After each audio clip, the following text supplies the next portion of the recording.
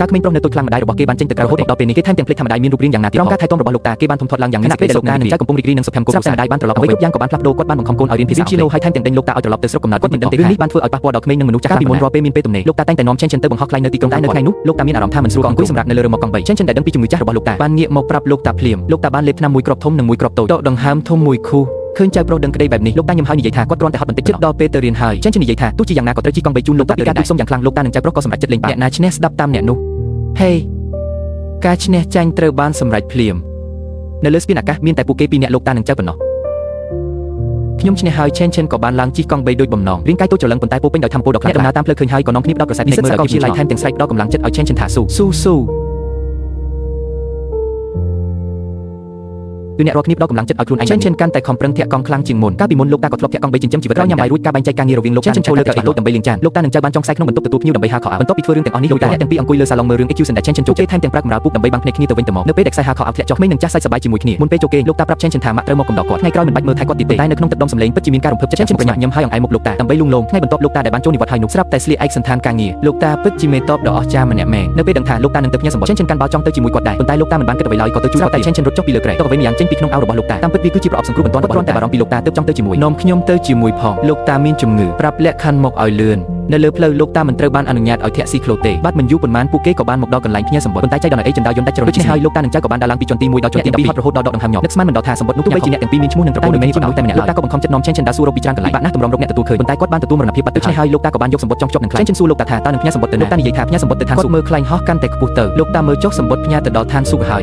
លោកតាតើលោកតាកើតអ្វីនឹងលោកតាមិនស្រួលខ្លួនមែនទេ Chen ប្រញាប់ដកប្រអប់សង្គ្រោះបន្ទាន់ចេញពីហោប៉ៅរបស់លោកតាយកថ្នាំមួយគ្រាប់ដាក់ចូលក្នុងមាត់លោកតាកុំខ្លាចអីលេបថ្នាំហើយនឹងជាវិញហើយ Chen ប្រើដៃតូចរបស់គេអង្អែលមុខលោកតាចំណែកលោកតាក៏អប Chen ដែលដឹងក្តីយ៉ាងណែនក្នុងរង្វង់ដៃតែហេតុការណ៍បន្ទាន់លើកនេះបានធ្វើឲ្យលោកតាត្រូវចូលសម្រាប់អាយុ5ឆ្នាំម្នាក់ដែលធំដឹងក្តីជាមួយលោកតាដល់ថាហ៊ានរត់មកមន្ទីរពេទ្យម្នាក់ឯងដើម្បីធ្វើបែបរបស់លោកតាបានជាសះស្បើយហើយបានឮសំឡេងរបស់ Chen ក៏ប្រញាប់ធ្វើពុតជាដេកលើក្រែពេទ្យ Chen បានមកដល់ក្បែរខ្លួនលោកតាមិនថាគេហៅយ៉ាងណាក៏ដោយនៅតែមិនព្រមក្រោកបន្ទាប់មកទឹកមុខរបស់ Chen ក៏ប្រែជាស្រពោនភ្លាមលោកគ្រូពេទ្យឆាប់ជួយសង្គ្រោះលោកតារបស់ខ្ញុំផងលោកគ្រូពេទ្យឆាប់ជួយខ្ញុំផងលោកតាឲ្យហា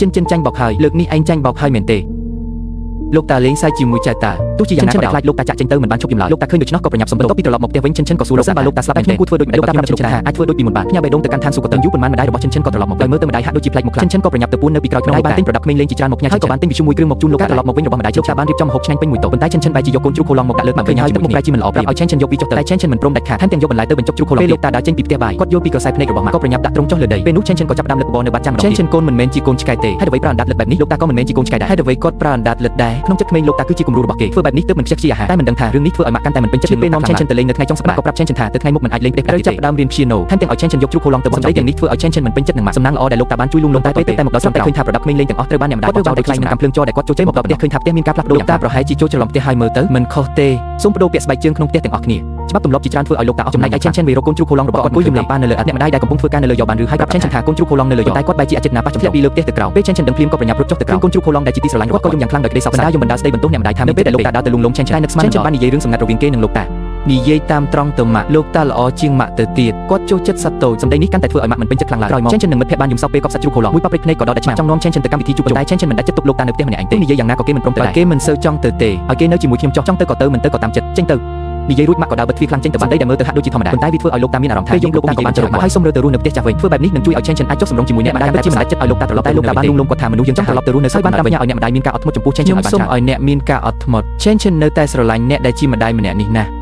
ប៉ាតើប៉ាចង់ឲ្យកូននិយាយជាមួយគាត់យ៉ាងម៉េចទៅទោះបីជាមានការស្ដាយស្ដាយលោកតានៅតែសម្រេចចិត្តដើម្បីឲ្យកូននិងម្ដាយអាចចុះសម្រុងគ្នាបានលោកតាបង្ខំចិត្តត្រូវចាក់ចេញពីពួកគេនៅពេលនេះ Chen មិនបានដឹងថាលោកតានឹងចាក់ចេញពីខ្លួនលោកតាបាទបើជើនៅតាមកលេងឲ្យលឿនបន្តិចនៅពេលរសៀលណាបាទលោកតាបើលោកតាមិនស្រួលខ្លួនកុំភ្លេចលេបថ្នាំផងឃើញចៅប្រុសដឹងក្តីនឹងយកចិត្តបែបនេះចុងក្រោយលោកតាក៏ទប់ទឹកភ្នែកមិនបានពេលចេញពីសាលានៅពេល Chen មកដល់ផ្ទះគាត់ក៏ស្រែកអ្វីបានជាមិនទៅទទួលគាត់នៅសាលាទោះបីជាដើររកសັບពេញផ្ទះក៏នៅតែរកលោកតាធ្វើបង្វែរអារម្មណ៍របស់ Chen អ្នកម្ដាយបានយកប្រដាប់ក្មេងលេងតែ Chen ចង់តែរកលោកតាប៉ុណ្ណោះលោកតាហាគាត់បានត្រឡប់ទៅរស់នៅផ្ទះចាស់របស់គាត់វិញហើយពីព្រោះម៉ាក់ដេញគាត់ឲ្យទៅមិនថាអ្នកម្ដាយពន្យល់យ៉ាងណាក៏ដោយ Chen នៅតែមិនព្រមស្ដាប់តបពីខឹងសម្បារួចគាត់ក៏រត់ទៅផ្ទះចាស់របស់លោកតានៅពេលនោះលោកតាកំពុងស្ដាប់សំឡេងថតរបស់ Chen តែត្រូវបានរំខានដោយសំឡេងគួរឲ្យពីខាជាសំឡេងរបស់ Chen លោកតាបានដើរទៅមាត់ទ្វារទាំងញឹកនេះមិនថា Chen យំយ៉ាងណាក៏ដោយលោកតាក៏មិនហ៊ានបើកទ្វារដែរគាត់ខ្លាចថាពេលឃើញចៅហើយគាត់នឹងទប់ចិត្តលោកតាតើលោកតាមិនស្រឡាញ់ចៅទៀតទេមែនទេលោកតាស្រឡាញ់ចៅខ្លាំងណាស់លោកតាចៅនឹងស្ដាប់បង្គាប់ចៅគឺជាក្មេងល្អលោកតាបើលោកតានៅទីនេះមួយសប្តាហ៍ត្រូវតែស្ដាប់បង្គាប់អ្នកម៉ាក់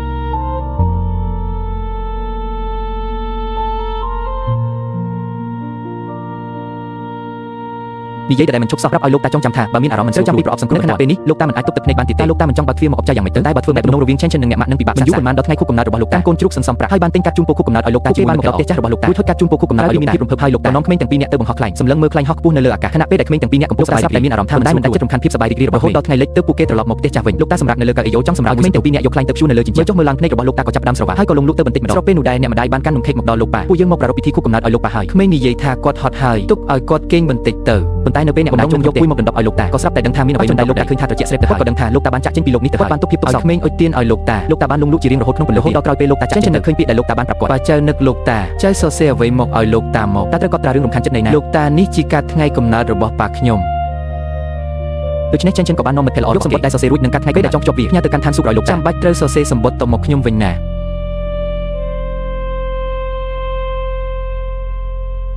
Khuê show up ក្រសោបរាល់ការរស់នៅគ្រប់បែបយ៉ាង